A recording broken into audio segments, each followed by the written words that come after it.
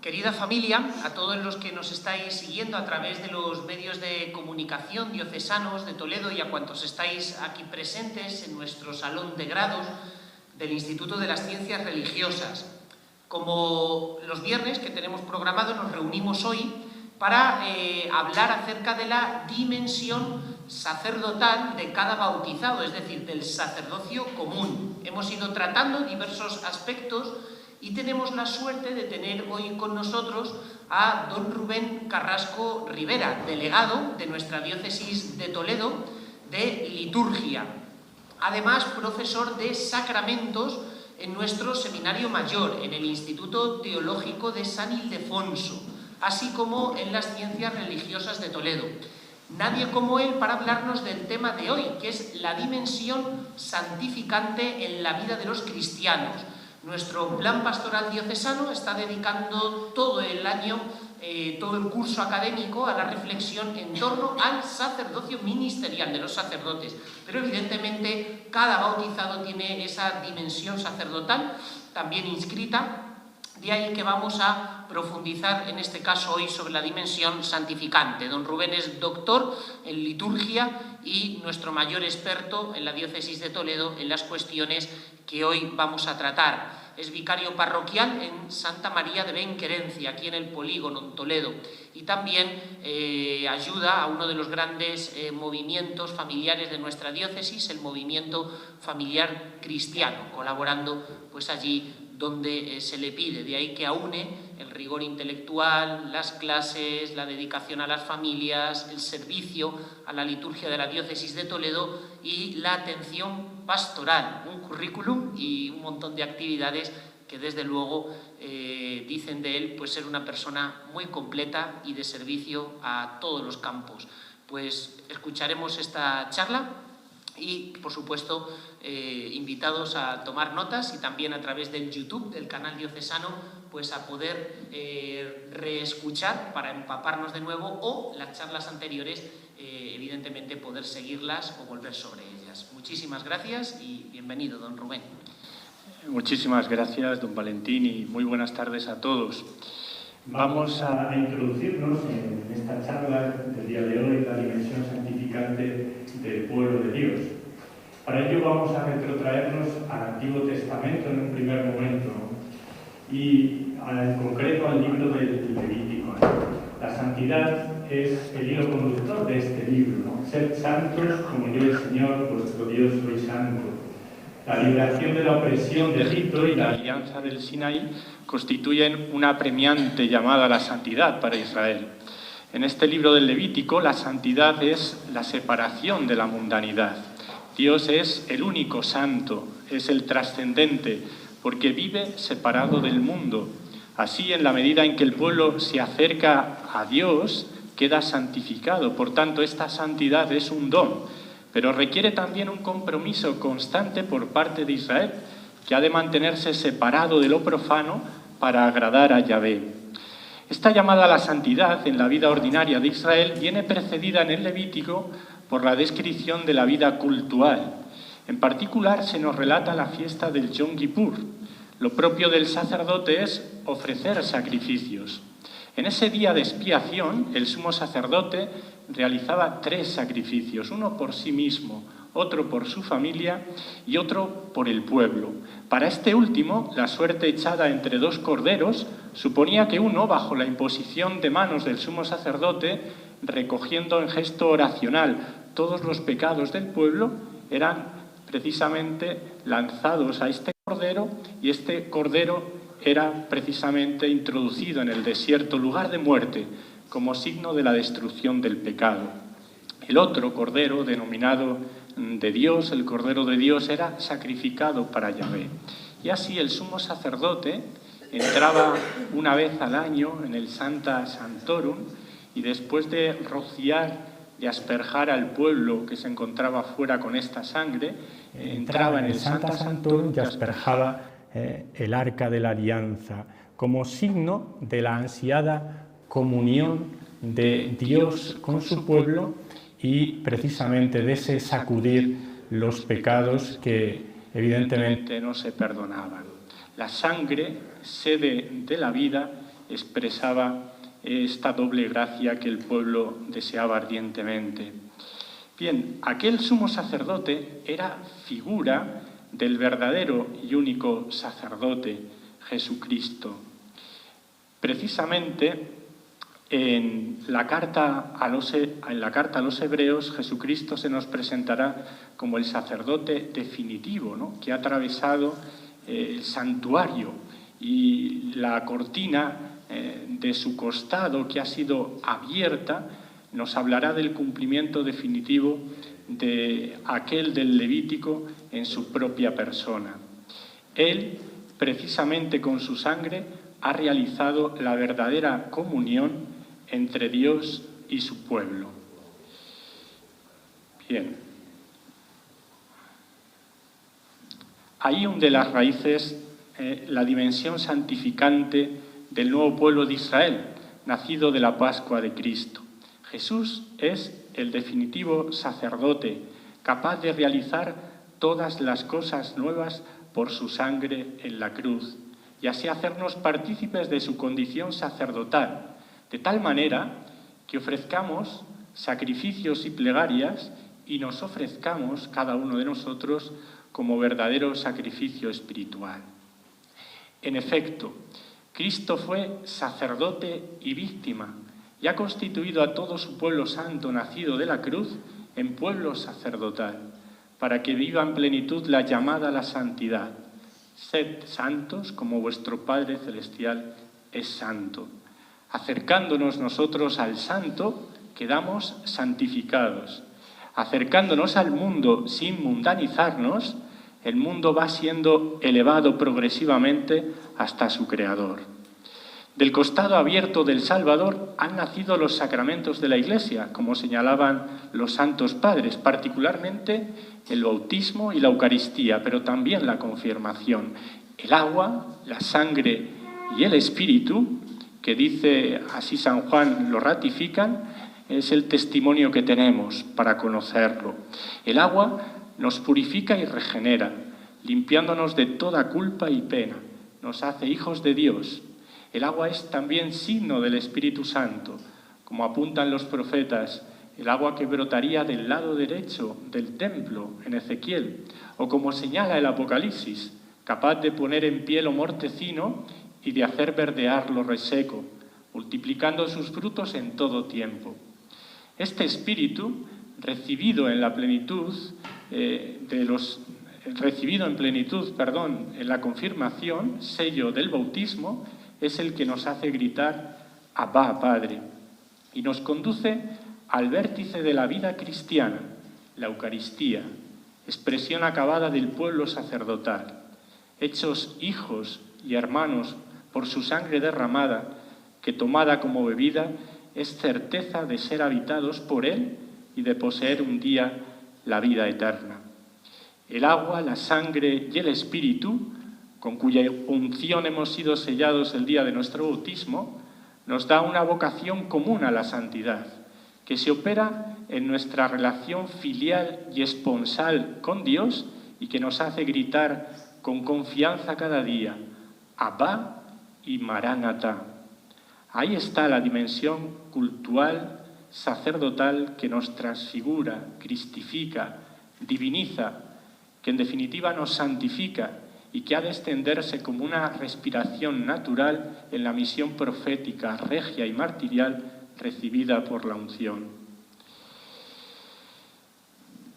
Así lo expresaba San Beda el Venerable, recordando en su comentario a la carta de San Pedro cómo llamaba a los bautizados sacerdocio real. Dice San Beda, porque están unidos al cuerpo de aquel que es Rey soberano, sacerdote verdadero, capaz de otorgarles su reino como rey y de limpiar sus pecados como pontífice con la oblación de su sangre. Los llama, continúa diciendo, sacerdocio real, para que no se olviden nunca de esperar el reino eterno y de seguir ofreciendo a Dios el holocausto de una vida intachable. Pero ¿de dónde brota esta vida intachable? Esa llamada a la santidad. Ciertamente del misterio pascual, auténtico misterio nuncial, tal y como nos lo presenta San Juan desde el Jordán, pasando por Caná, hasta la hora de la cruz, donde tienen lugar los verdaderos desposorios del Cordero con la humanidad. Nos detenemos en un primer momento en la misa crismal, que es el paradigma de toda celebración eclesial, donde se pone de relieve el sacerdocio común recibido en el bautismo. El obispo, con sus colaboradores inmediatos, los presbíteros y diáconos y todo el pueblo santo de Dios, se congrega para la celebración del cuerpo crismado, que es la Iglesia. En el marco del Jueves Santo, y como anticipo del misterio pascual, se bendicen los óleos de los catecúmenos y de los enfermos y se consagra el crisma como expresión de la novedad de la Pascua, del amor insondable del Señor que, como refiere Sofonías, siempre es nuevo, por eso se renuevan cada año estos óleos. Estos se portarán a todos los rincones de la diócesis para que los fieles vivamos nuestra condición de hijos, discípulos, esposos y testigos, que viene atravesada por nuestra triple condición cristiana de sacerdotes, profetas y reyes. Hacemos aquí un pequeño inciso, ya que la reforma llevada a cabo por San Pablo VI en el contexto de la secularización del siglo pasado, que siguió al Concilio Vaticano II, al venir de la diócesis milanesa, donde la liturgia ambrosiana contenía en su ritualidad la renovación de las promesas sacerdotales, el Papa las introdujo en el contexto de la celebración romana. Este añadido ha oscurecido quizás, en cierto modo, en las décadas pasadas, el sentido fuertemente eclesial que desde el siglo V tuvo esta celebración en el contexto romano. Hoy pareciera que se trata de una misa para el clero que ante su obispo renueva las promesas de su consagración sacerdotal. Así lo indica el propio misal romano en una rúbrica inicial. Sin embargo, la liturgia de la palabra y las oraciones, la eucología de esta celebración, evidencia el carácter marcadamente sacerdotal de todo el pueblo santo de Dios. La primera lectura nos recuerda: vosotros os llamaréis sacerdotes del Señor. La segunda, cómo Cristo nos ha convertido en un reino y hechos sacerdotes de Dios, su Padre. Y en el Evangelio aparece la misión principal del pueblo sacerdotal y de sus ministros, que es dar a conocer la buena noticia a los pobres y anunciar a los cautivos la libertad. El prefacio inserta el sacerdocio ministerial dentro del sacerdocio de todo el pueblo fiel y al servicio del mismo, en la dispensación de la gracia a través de los sacramentos. Esta celebración, por tanto, es icono del pueblo sacerdotal, que está llamado a ofrecer por medio del Espíritu un culto agradable al Padre para quedar santificado. El título de la misma celebración, misa crismal, pone en el centro la consagración del crisma, aceite mezclado con perfume, confeccionado por el obispo junto a su presbiterio, expresión del sacerdocio ministerial al servicio del sacerdocio común. Esta consagración tiene una doble y gozosa dimensión. Por un lado, la intercesión por aquellos que serán ungidos en su iniciación cristiana, niños y adultos, en su consagración presbiteral o episcopal, y por aquellas comunidades que dedicarán sus templos y altares para el culto divino. Asimismo, la acción de gracias por ellos y por los que en Dios ya realizó en cada uno de nosotros un día en la iniciación cristiana esta unción con el Espíritu Santo y que quiere renovar en la vivencia anual de la Pascua. La oración consacratoria pide que haga del crisma, literalmente, un sacramento de la plenitud de la vida cristiana. Se refiere a la iniciación cristiana, que comienza con el bautismo, se plenifica en la confirmación y culmina en la Eucaristía. El don de ser hijos en el Hijo, plenificado con el don del Espíritu Santo, nos capacita para ofrecernos con Cristo al Padre en la Eucaristía. Así, permaneciendo en Él como discípulos y atravesados por este fuego, somos lanzados a ofrecer a Cristo a los hermanos, ofreciéndonos nosotros mismos como otros verdaderos Cristos. Ahí radica la llamada universal a la santidad. La oración también suplica que aquellos que sean ungidos se conviertan en templos de la divina presencia. Esta petición revela la condición sacerdotal, que seamos santuarios de la Trinidad Santa, donde siempre sea alabada y glorificada. La tercera súplica es que como consecuencia de esa presencia divina en nosotros, transmitamos el buen olor de Cristo, imagen de la santidad en la vida ordinaria concreta. El perfume mezclado con el aceite que recibe el gesto epiclético del soplo revela la santidad a la que estamos llamados todos los ungidos. Esparcir con palabras y obras el buen olor de Cristo, siendo sacerdotes, reyes, profetas y mártires. Y utiliza esta palabra que es añadida, mártires, porque es la expresión más acabada de la santidad, la identificación con Jesucristo por el sacrificio cruento o incruento de la propia vida. El crisma será utilizado en los sacramentos que se administran y reciben una única vez en la vida y que imprimen una señal o marca indeleble que conocemos como carácter sacramental: el bautismo, la confirmación y el orden sacerdotal. Santo Tomás, al explicar el carácter sacramental que se otorga en el bautismo, señala que es una cierta capacitación para el culto. Nos hace sacerdotes capaces de elevar a Dios un sacrificio, una ofrenda, una plegaria, culto de alabanza, de glorificación, de expiación y de intercesión. Esto es lo propio de todo el pueblo de Dios, que como cuerpo ha sido asociado al único mediador que es nuestra cabeza, Cristo. Unidos al que es santo, nos hacemos santos y somos llamados a santificar todas las realidades humanas, viviendo nuestra condición de ungidos. En la misa crismal se pone de relieve la dimensión filial de todo el pueblo de Dios. En la nueva Pascua, Dios quiere que por medio de su Espíritu renovemos las promesas bautismales, promesas de vivir como hijos renunciando al pecado y a su autor. El Espíritu nos renueva para orar con palabras de confianza siempre y sin desfallecer. En segundo lugar, la dimensión discipular. El Espíritu Santo desciende sobre nosotros para hacernos comprender las palabras del Maestro, a través de las cuales se provoca, alimenta y robustece la fe y nos mantiene en la humildad de saber que necesitamos escuchar y aprender siempre. En tercer lugar, aparece la dimensión nuncial o esponsal. Ungidos por el Espíritu Santo, se producirá un pacto nuncial de Cristo con nuestra alma. Así les gustaba a los padres de la Iglesia, particularmente a San Cirilo de Jerusalén, presentar la vida cristiana que comienza en el bautismo. La vida que se nos da es un pacto de fidelidad, inquebrantable por parte de Dios y abierto a nuestra lealtad. Esto que late con acentos filiales, discipulares y esponsalicios en la celebración crismal se renovará en la Pascua anual, en la Gran Vigilia.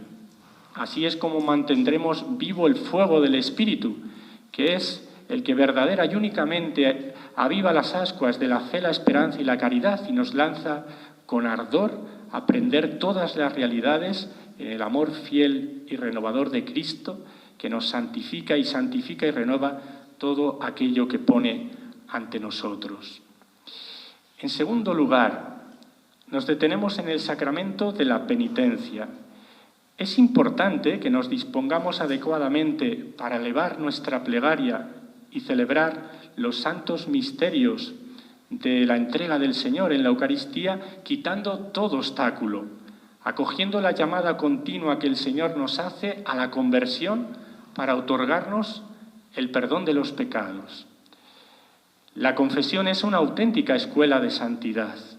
A través de este sacramento se nos perdonan los pecados, devolviéndonos a la comunión con Dios y con nuestros hermanos. Los fieles hemos de recurrir con frecuencia a Él. cada vez que uno lo necesite para vivir en gracia y poniendo un tiempo también concreto para hacerlo. No podemos dejarlo en el aire, hay que concretar.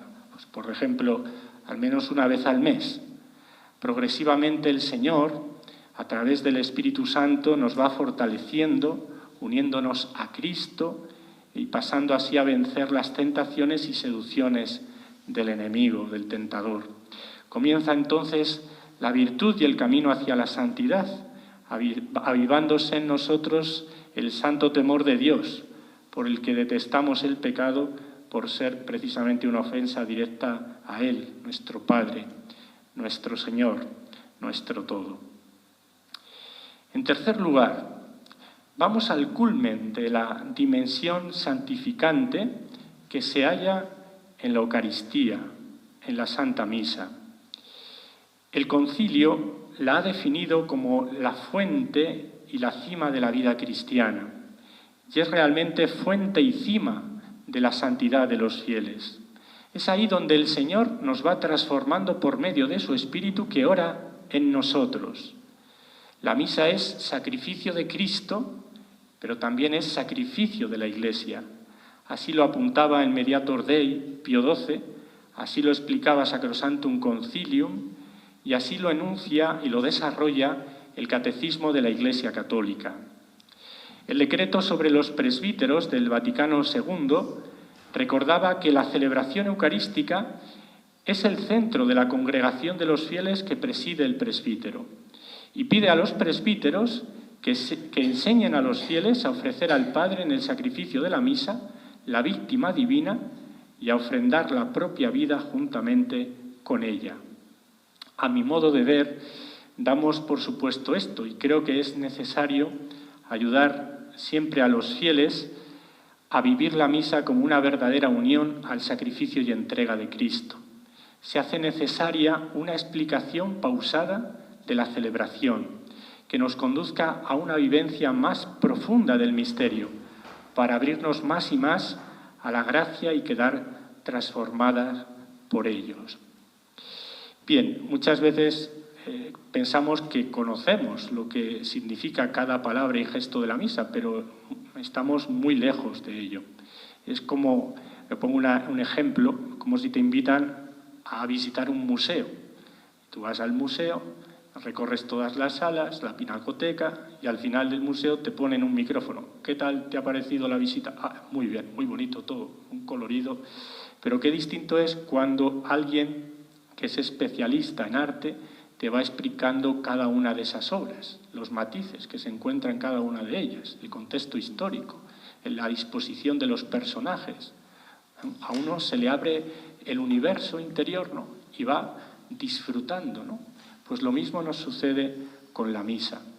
Cuando precisamente caemos en la cuenta del significado de cada gesto y de cada palabra, comprendemos muchísimo mejor el misterio insondable de amor y de misericordia donde Dios nos introduce.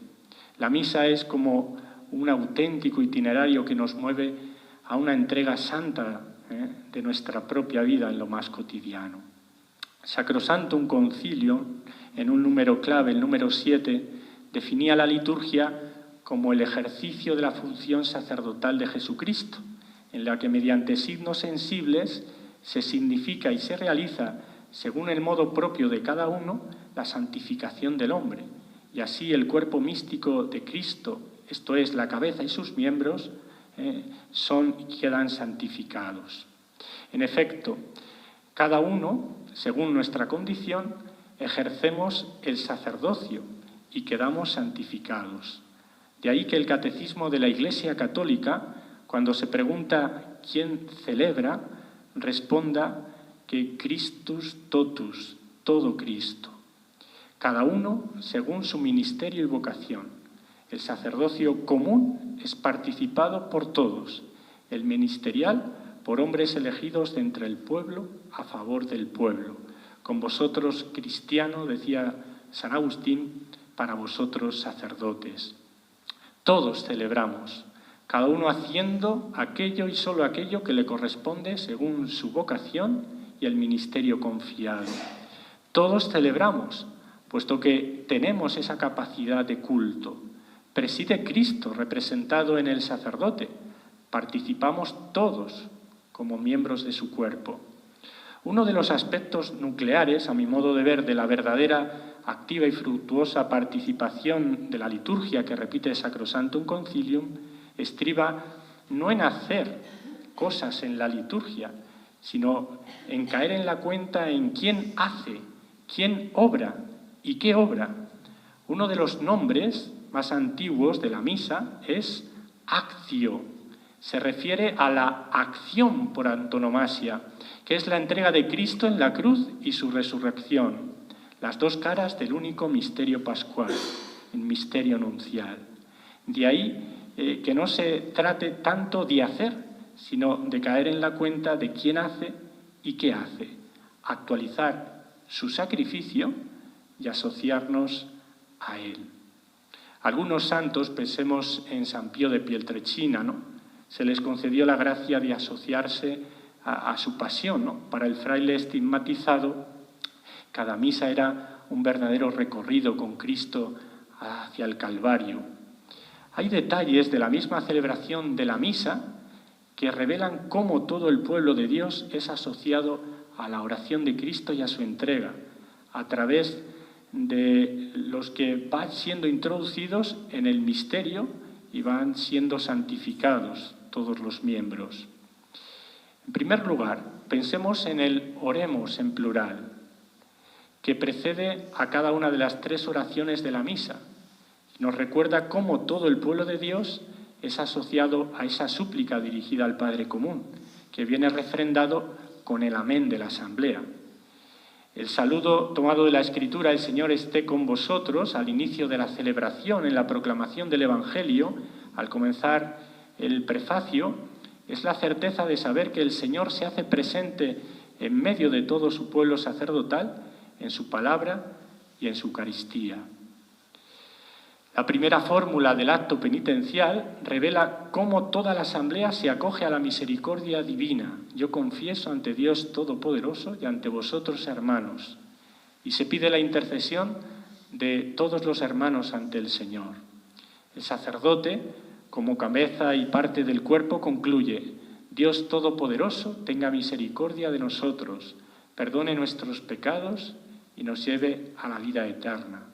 Y todos responden: amén, asintiendo a este acto de humildad. La liturgia de la palabra, la escucha de las lecturas, provoca una auténtica conversión, un cambio de vida. El Espíritu Santo va iluminando a los fieles para abrazar caminos y abandonar otros. La oración de los fieles eleva a Dios las intenciones acerca de las necesidades de los bautizados y de todos los hombres, y les une en una oración única, respondiendo: te rogamos, óyenos, escúchanos, Señor, y ten piedad, te lo pedimos, Señor. Esa es la auténtica oración de los fieles, que en la secuencia del Viernes Santo, en la gran oración, se expresa también a través del silencio, que es parte de la liturgia. En el ofertorio, el ministro que prepara el cáliz introduce una gota de agua en el cáliz. Ya San Cipriano de Cartago señalaba cómo era expresión de que el pueblo de Dios se asociaba a la ofrenda de Cristo al Padre, para que no pueda separarse, decía él, la Iglesia de su Cristo y subsista con amor inseparable. Así lo recogerá también el Concilio de Florencia y el Concilio de Trento, señalando cómo las aguas en el Apocalipsis representan a los pueblos. En el ofertorio ponemos todas nuestras vidas junto al pan y al vino para que, al igual que esos dones van a quedar transformados, nuestras vidas también lo sean al recibirlos en comunión. En este sentido, habrá dos epíclesis, una sobre los dones y otra sobre aquellos que reciban esos dones. Sobre los primeros, para que sean el cuerpo y la sangre de Cristo. Sobre los fieles, para que formen un único cuerpo aquellos que comen un mismo pan. Pero en realidad el ofertorio es la preparación al auténtico ofertorio, que viene después de la aclamación que sigue a las palabras de la consagración, en las que el pueblo de Dios exalta y proclama el misterio pascual que se acaba de actualizar. Anunciamos tu muerte, proclamamos tu resurrección y expresa con fuerza lo que la esposa desea. Ven, Señor Jesús. Bien, pues unida a esa aclamación está la actualización por el memorial en el que se dice te ofrecemos. O sea, la Iglesia, pueblo de bautizados, se acaba de hacer una con la ofrenda. Cristo que se ofrece, que se eleva al Padre. Así en la plegaria eucarística primera se dice te ofrecemos el sacrificio puro, inmaculado y santo, pan de vida eterna y cáliz de eterna salvación. En la segunda, pan de vida y el cáliz de salvación. En la tercera, te ofrecemos el sacrificio vivo y santo. En la cuarta, su cuerpo y su sangre, sacrificio agradable a ti y salvación para todo el mundo.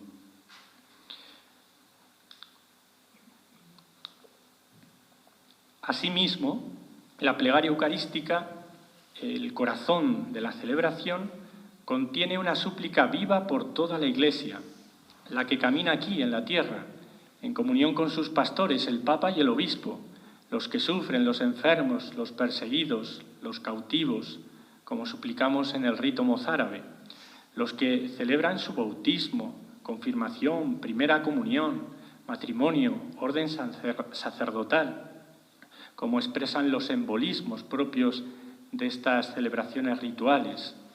Y en segundo lugar, por los hermanos difuntos, que esperan la purificación para entrar en la gloria. En tercer lugar, esta Iglesia aparece en todos aquellos de la tierra, del purgatorio, que son asociados a la bienaventurada Virgen María, San José, y a todos los santos que gozan de la presencia del Padre. Queda condensada precisamente en la plegaria esta hermosa comunión de los santos, círculo virtuoso de caridad en la que unos intercedemos por otros. Finalmente, como culmen de la gran plegaria eucarística está la doxología, que expresa la glorificación de Dios y se concluye y confirma con la aclamación del pueblo que responde amén. Es la explosión de gozo de todo un pueblo sacerdotal. Dios nos bendice en su Hijo y por, con y en Él, en la unidad del Espíritu Santo, nosotros le bendecimos y le glorificamos. Un momento de singular comunión entre todos los bautizados es el Padre Nuestro, la oración de los hijos, que suplican a Dios las gracias para vivir en santidad, que no es otra cosa que buscar la gloria de este Padre del cielo. El momento más importante, verdaderamente santificador, es la comunión eucarística, donde nos hacemos uno con Cristo. El que come mi carne y bebe mi sangre tiene vida en mí, y yo lo resucitaré en el último día. Es el momento de mayor intimidad con Cristo y en Cristo con el Padre. Ahí es donde los hijos volvemos a escuchar las palabras del Padre, que nos declara sus hijos amados, sus predilectos, en quien se complace. Nuestra alma queda en ese momento tocada por la gracia y transformada. En cuarto lugar, pasamos a la liturgia de las horas, que constituye una verdadera prolongación de la Santa Misa. Esta surgió no en un ámbito monástico. Pensamos que la liturgia de las horas es para aquellas personas, aquellos fieles que han consagrado de un modo especial su vida, la vida religiosa, la vida consagrada, el sacerdocio. No es así. Precisamente surgió en el ámbito catedral parroquial. Por tanto, como la ofrenda de todo el pueblo de Dios a Cristo, con Cristo al Padre. La liturgia de las horas señala la Constitución Laudis Canticum de Pablo VI, es el cántico de las moradas eternas que Jesucristo ha introducido en la tierra para asociar a su amada esposa a este cántico y que quede ya aquí progresivamente santificada en este camino de vuelta al Padre. La liturgia de las horas responde al oficio sacerdotal de Cristo, que nos enseñó a orar siempre y sin desfallecer. Él oró antes de elegir a sus discípulos. Él conocía la triple oración diaria de Israel, el Semá, y les dio a sus propios discípulos la oración del Padre Nuestro como seña de identidad. Oró antes de realizar signos y prodigios, la multiplicación de los panes, la resurrección de Lázaro. Oró también por Pedro para sostenerle ante su prueba. Y ante otras situaciones particulares, yo te bendigo, Padre, porque has escondido estas cosas a los sabios y entendidos. También Jesús inauguró una nueva forma de oración, orar en la noche.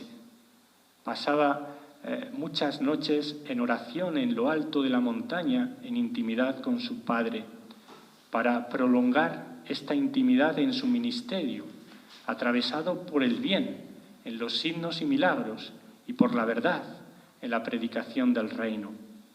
Finalmente, la oración sacerdotal dirigida al Padre, que se divide en tres grandes partes, por sí mismo, por los suyos y por el mundo, por el mundo y por todos aquellos que a través del testimonio de los suyos crean en él, es el cumplimiento de la figura sacerdotal que veíamos en el Yom Kippur, que se ofrecerá al Padre en Getsemaní y cuya oración culmina en el Calvario. Perdónalos, Padre, porque no saben lo que hacen. Todo está cumplido. A tus manos encomiendo mi espíritu. Así la Iglesia desde el inicio comenzó a vivir la oración de Cristo como su cuerpo, salpicando diversas horas de la jornada, no para santificar el tiempo, sino para que este cuerpo quede santificado a través de la oración en el tiempo y en la entrega de la vida cotidiana, en los afanes y preocupaciones, en los negocios y en los descansos. Esta oración eclesial tenía un doble eje, laudes y vísperas, como prolongación del misterio pascual de Cristo actualizado en la Eucaristía. Así, en vísperas, se prolonga el carácter sacrificial, evocando el momento en el que, al caer la tarde, Jesús se sentó a la mesa con los suyos para confiarles el sacrificio de la nueva alianza. Y se prolonga en laudes, en su carácter glorioso, aludiendo a la mañana de la resurrección, donde el sepulcro está vacío y Cristo va apareciéndose a los suyos. Hay varios detalles que nos hacen comprender esa prolongación de la misa en la liturgia de las horas.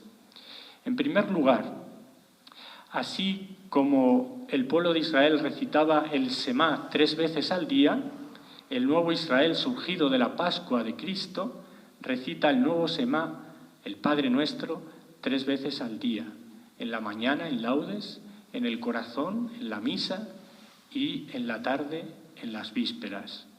Segundo lugar, toda la ritualidad de la liturgia de las horas toma su esquema de la liturgia de la palabra de la misa. El himno, como el canto de entrada, la salmodia, cuyo último himno es del Nuevo Testamento, la lectura breve del apóstol, y el culmen está en el Evangelio, en el cántico de Zacarías o de María, en laudes y vísperas respectivamente, para concluir con las intercesiones o preces que vienen selladas por el Padre Nuestro.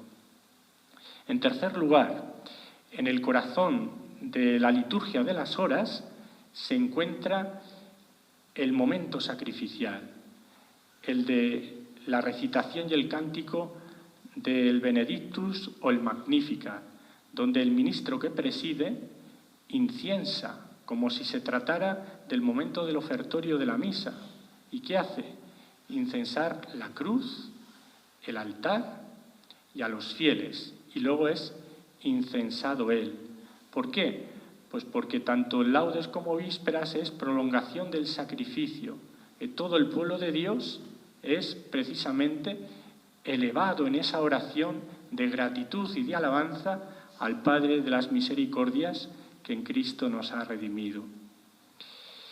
En cuarto lugar, cabe recordar el doble significado que tiene el incienso según la tradición oriental y occidental.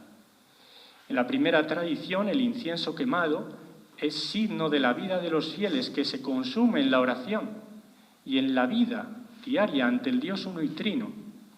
En la segunda tradición, la nuestra, es expresión de la alabanza, de la acción de gracias y de la glorificación de Dios por parte del pueblo, cuya plegaria, al confundirse con la bóveda del templo, muestra, como dice la Escritura, cómo la oración del justo, del que quiere ser santo, atraviesa las nubes y llega hasta el trono de gracia. Y, por último, las posturas en la celebración revelan el carácter sacerdotal del pueblo de Dios. Cuando nos mantenemos en pie, con la mirada fija en Jesús, que inició y completa nuestra fe, como recuerda la carta a los Hebreos, estamos ejerciendo ese sacerdocio, esa ofrenda, como aquella primera representación de las orantes en las catacumbas, ¿no? Cristo inmolado, que se entrega al Padre por nosotros. Así también nosotros, en pie, mirando a Cristo, nos ofrecemos nuestra propia vida. La postración, junto al beso, son signos de adoración, de reconocer a aquel que se hace presente y que es el único Salvador. Son gestos los dos que evidencian que la Iglesia no se mira a sí mismo, que la santidad no es cuestión de esfuerzos personales, sino que mira a su Señor, porque ahí está la fuente de la santidad. Ahí aparece la hermosura, el bien y la verdad, que nos transforman a nosotros, miembros de este cuerpo de Cristo, pues al unirnos a Él, también en nosotros se opera el verdadero y la mejor gracia de Dios, que es el verdadero don y la mejor gracia de Dios, que es la santidad. En quinto lugar, llamados a ser una ofrenda permanente. Todo lo vivido en la penitencia, en la misa, en la liturgia de las horas y en los demás sacramentos que recuerda el Lumen Gentium, en esa vocación a la santidad de todos los fieles, es lo que progresivamente va divinizando al hombre, desasiéndolo de las realidades de este mundo y haciéndole apetecer las eternas, como piden muchas oraciones de después de la comunión, pero sin desentendernos de este mundo. Como en el Levítico, hay que acercarse a Dios para ser tocados por su santidad, pero hay que regresar al mundo con el fin de santificar todas las realidades y que todas converjan en aquel que tiene que volver, Cristo. Esta es la vocación de todo bautizado, de cada uno de nosotros, hacer que todas las cosas tengan a Cristo como centro, como cimiento y horizonte. Así lo expresa la actual tercera plegaria eucarística, que Él nos transforme en ofrenda permanente para que gocemos de tu heredad junto con tus elegidos. De ahí la invitación de la espiritualidad de San Ignacio de Antioquía. Se puede expresar en esta frase que suena así un poco fuerte: haz lo que comes. Comer la Eucaristía es prolongar en nuestra vida ordinaria la dinámica del grano de trigo, que se parte y se reparte para multiplicar la vida. Es dejarnos masticar para que otros tengan vida. Es la misma invitación de despedida de la asamblea. Ite misa es. Significa id, es un envío. Misa es, hay una palabra omitida que es víctima. Y la víctima, Cristo, ha sido enviada. Esto es, si nosotros hemos sido asociados a esta víctima y nos hemos entregado con Cristo al Padre y además lo hemos recibido en comunión, nuestra misión es testimoniar que este Cristo está vivo, está operante, y a nosotros, nos ha transformado y nosotros queremos transformar también las realidades del mundo.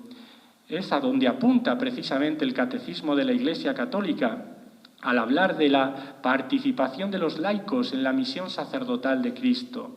Dice así: estos, consagrados a Cristo y ungidos por el Espíritu Santo, están maravillosamente llamados y preparados para producir siempre los frutos más abundantes del Espíritu. En efecto, todas sus obras, oraciones, tareas apostólicas, la vida conyugal y familiar, el trabajo diario, el descanso espiritual y corporal, si se realizan en el Espíritu, incluso las molestias de la vida, si se llevan con paciencia, todo ello se convierte en sacrificios espirituales agradables a Dios por Jesucristo, que ellos ofrecen con toda piedad a Dios Padre en la celebración de la Eucaristía, uniéndolos a la ofrenda del cuerpo del Señor. De esta manera, también los laicos, como adoradores, que en todas partes llevan una buena conducta, consagran el mundo al mismo Dios. Es lo que señalaba hace unos días San Pedro Crisólogo. Decía con estas palabras: «Oh inaudita riqueza del sacerdocio cristiano, el hombre es a la vez sacerdote y víctima. El cristiano ya no tiene que buscar fuera de sí la ofrenda que debe inmolar a Dios. Lleva consigo y en sí mismo lo que va a sacrificar a Dios. Os exhorto por la misericordia de Dios a presentar vuestros cuerpos como hostia viva, santa. Es lo mismo que ya había dicho el profeta: tú no quieres sacrificios ni ofrendas, pero me has preparado un cuerpo.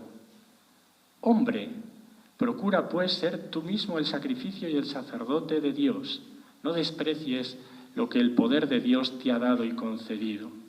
Y es lo que magistralmente recoge el ofrecimiento de obras del apostolado de la oración como una síntesis de la dimensión santificante de todo el pueblo de Dios que rezamos en la mañana. Ven, Espíritu Santo, inflama nuestros corazones en las ansias redentoras del corazón de Cristo, para que ofrezcamos de veras nuestras personas y obras en unión con Él por la redención del mundo.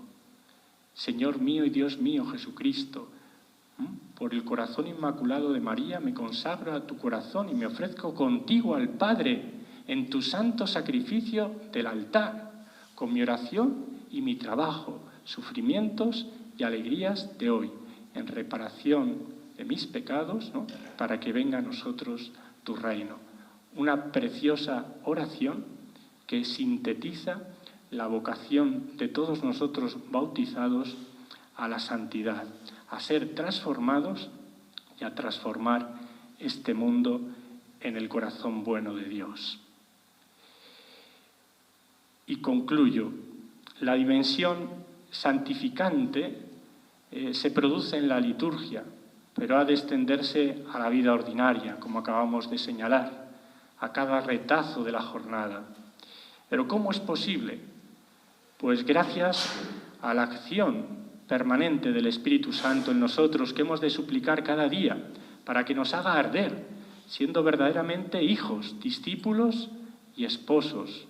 Así prenderemos el mundo en el fuego de Cristo, quien desea que esté ya en llamas. Termino con un texto de la Tercera Asamblea Mundial de las Iglesias, celebrado en julio de 1968. Sin el Espíritu Santo, Dios está lejos. Cristo permanece en el pasado. El Evangelio es letra muerta, la Iglesia una simple organización, la autoridad una dominación, la misión una propaganda, el culto una simple evocación, la vida cristiana una moral de esclavos. En cambio, con el Espíritu Santo, el cosmos se eleva y gime en el parto del reino. El hombre lucha contra la carne. Cristo está presente. El Evangelio es fuerza de vida. La Iglesia, signo de comunión trinitaria. La autoridad, servicio liberador. La misión, un Pentecostés. La liturgia, memorial y una anticipación. La vida humana se deifica. Muchas gracias por vuestra atención.